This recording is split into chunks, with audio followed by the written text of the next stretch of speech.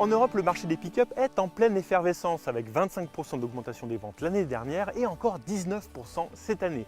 Du coup, ça ne manque pas d'attirer les convoitises de nombreux constructeurs absents du segment. Renault en fait partie et lance ainsi l'Alaskan que nous sommes venus essayer en Slovénie.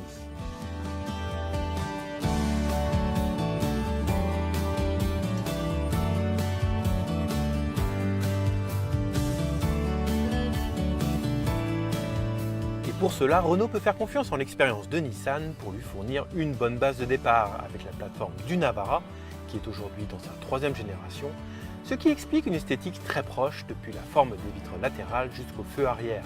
La face avant par contre reprend fidèlement le style des productions du losange, notamment avec cette calandre à 3 grosses barrettes à la forme typique et à la signature lumineuse des phares en forme de C.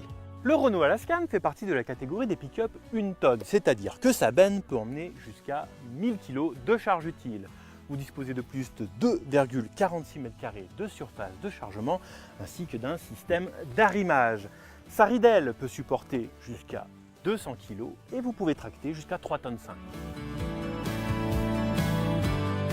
Seulement disponible en version double cabine, l'habitacle est une copie conforme de celui du japonais. L'ensemble est plutôt bien assemblé, mais la qualité perçue rappelle que l'Alaskan est un utilitaire. Les matériaux utilisés semblent sans aucun doute avoir été choisis pour leur résistance et non leur aspect esthétique. Mais le confort est cependant plus proche d'un modèle civil et question équipement, l'Alaskan n'a rien à envier à celui d'un SUV.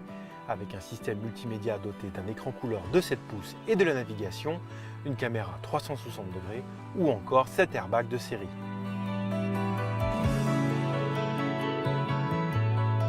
Avec un châssis en échelle et un train arrière rigide, on pourrait craindre que l'Alaskan se conduise comme une camionnette, avec des trépidations en cascade. Mais il n'en est rien, notamment grâce à des suspensions arrière à 5 bras et des ressorts hélicoïdaux.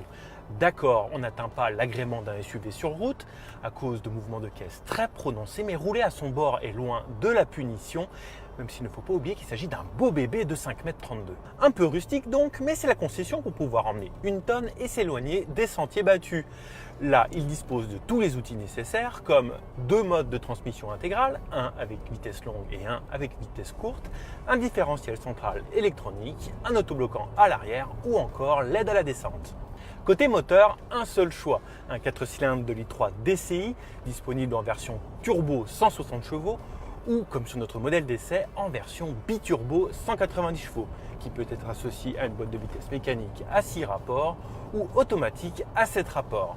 Malgré le fait qu'il soit issu du Renault Master, il se montre tout ce qu'il y a de plus civilisé en étant souple, silencieux et même plutôt sobre avec 9 litres enregistrés au cours de notre essai. Affiché à partir de 36 860 €, on ne peut pas dire que le Renault Alaskan soit donné. Mais étant un utilitaire, il échappe au malus du CO2, un cadeau de minimum 4 000 €, mais aussi à la taxe sur les véhicules de société, ce qui au final peut en faire une alternative intéressante au SUV.